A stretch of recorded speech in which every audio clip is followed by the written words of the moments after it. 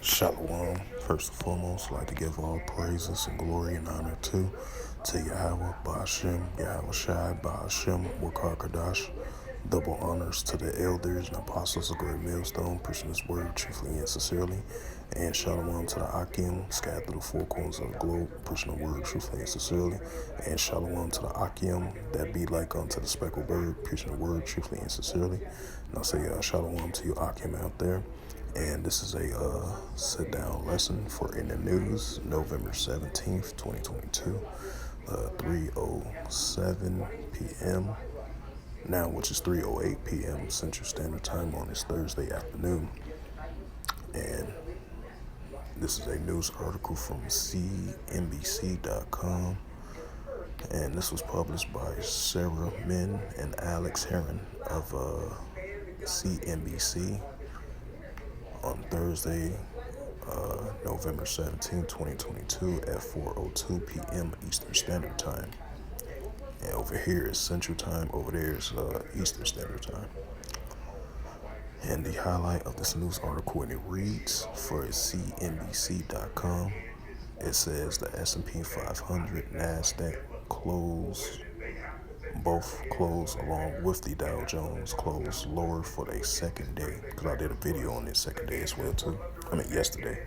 Now this is the second day that it slipped once again, as investors wait Fed official comments.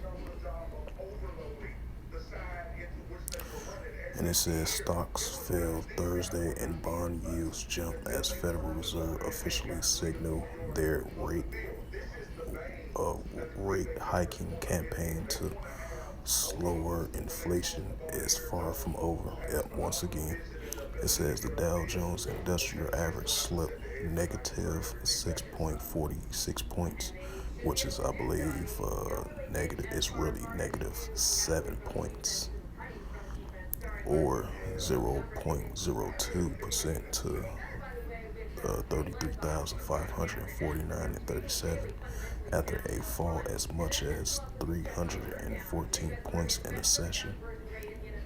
I believe that was an early session gains, and then it fell all the way down.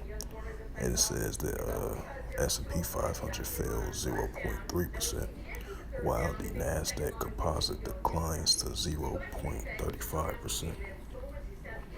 Stocks rebound from lower reach early in the day as shares of Cisco Systems jumped more than 4%. The networking equipment company surpassed expectations in fiscal first quarter reporting and issued upbeat guidance. Other tech stocks, such as Apple and Intel, also lead gain.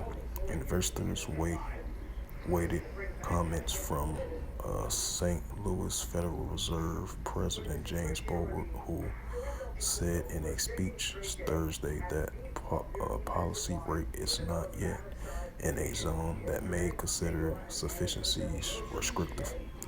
The changes in a monetary policy stance appears to have one limited efforts on observing inflation, but market pricing suggested this flatnation is expected in 2023, added Bullard. The policy sensitive, a 2-year Treasury yield jumped to 4.465 Thursday, raising fears of highest rates will send the economy into a recession. It says, I am looking at a labor market that is so tight. I don't know how you continue to bring this level of inflation down without having some real showing. Having some real slowing, and maybe we even have contraction in the economy to get there, says Kansas City Federal President Esther George to the Wall Street Journal on Wednesday. Stocks are vulnerable to a recession and highest rates led to losses in the S&P 500. Material stocks declined, as did consumer discretionary names. Defense stocks such as healthcare and outperform. In addition to the monetary tightening and the cumulative impact of this year's rate hike suggesting recession's risk remain elevated, wrote Mark Heffley, the UBS Global Wealth Management Chief Investment Official.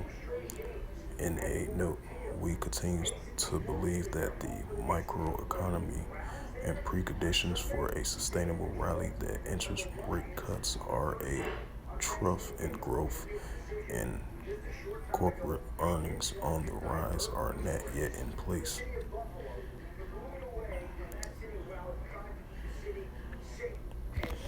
So yeah, as we have a second day of a second loss,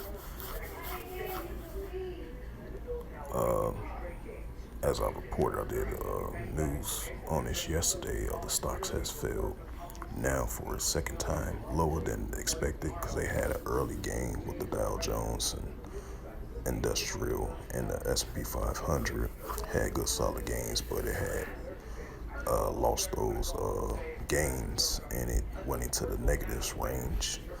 So we, once again, like I mentioned in the yesterday's video, doing this video of the stocks failed yesterday. Now it's the second day that it failed once again, as they continue to monitor the situation of the Federal Reserve, their official comments, right along with them continuing to tackle the inflation, which is the inflation, keep on increasing, along with the consumer spending, and the gas prices is going to continue to goes up as well too.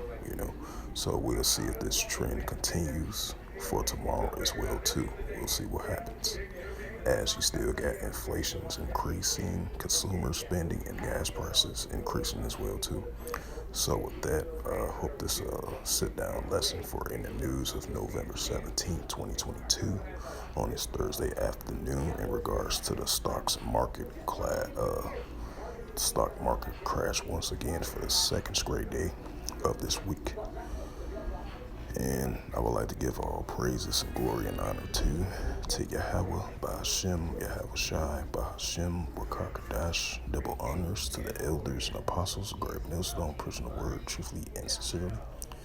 And shalom to the Akim, scattered through the four corners of the globe, preaching the word truthfully and sincerely.